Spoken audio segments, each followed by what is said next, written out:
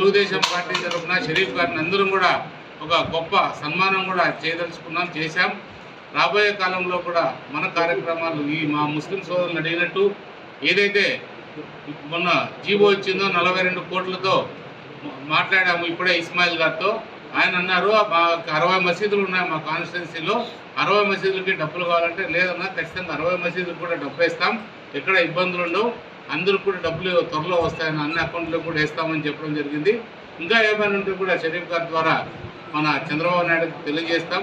అన్నీ కూడా ఇంకా మన ప్రాంతంలో కావాల్సినవి ఏదైతే మనకి రకరకాలుగా డెవలప్మెంట్లో మనం పూర్తిగా వెనుకబడతాను ఉన్నాం.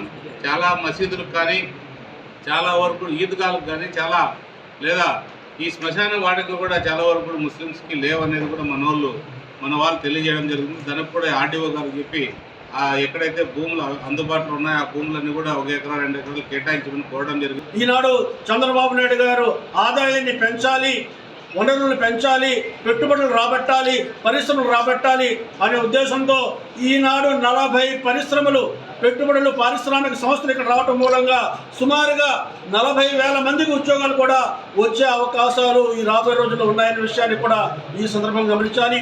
ఈ రాష్ట్రం అన్ని రంగాలు అభివృద్ధి చెందుతుందని ఈ సందర్భంగా మనం చేస్తూ ఈ ప్రభుత్వాన్ని దీవించండి, ఆదరించండి.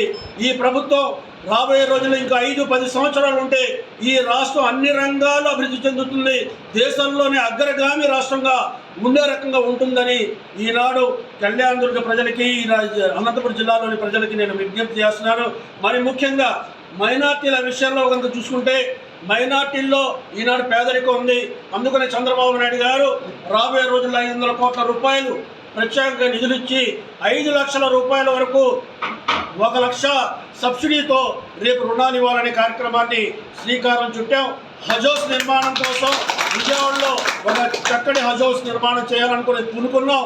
హజ్ యాత్రకు వెళ్ళేవాళ్ళు, విజయవాడ నుంచి హజ్ యాత్రకు వెళ్ళే వాళ్ళకి 1 లక్ష రూపాయలు సబ్సిడీ ఇవ్వాలని కూడా ఈనాడు ప్రభుత్వ పరంగా నిర్ణయం తీసుకుని జరిగిన విషయాన్ని కూడా ఈ సందర్భంగా మనం చేస్తున్నాను. ఎక్కడైతే ఏ గ్రామాల్లో అయితే ముస్లింల జనాభా ఉంటుందో అక్కడ మసీదు కానీ, అక్కడ ఖనన స్థలం కానీ, ఈద్గా కానీ, షాదీఖానా లేకపోతే అక్కడ నిర్మించాలని కూడా ఈనాడు ప్రభుత్వం తలపెడుతుందనే విషయాన్ని కూడా ఈ సందర్భంగా గమనించాలి. ముస్లింలని విద్యాపరంగా మరి ఈనాడు ఆదుకోవడానికి 12 రెసిడెన్షియల్ స్కూల్స్ పెట్టారు. అంతేకాకుండా అనేక ఉర్దూ మీడియం హై స్కూల్స్ ఉన్నాయి, జూనియర్ కాలేజెస్ ఉన్నాయి. అవసరమైతే వీటి సంఖ్యను పెంచుతాం.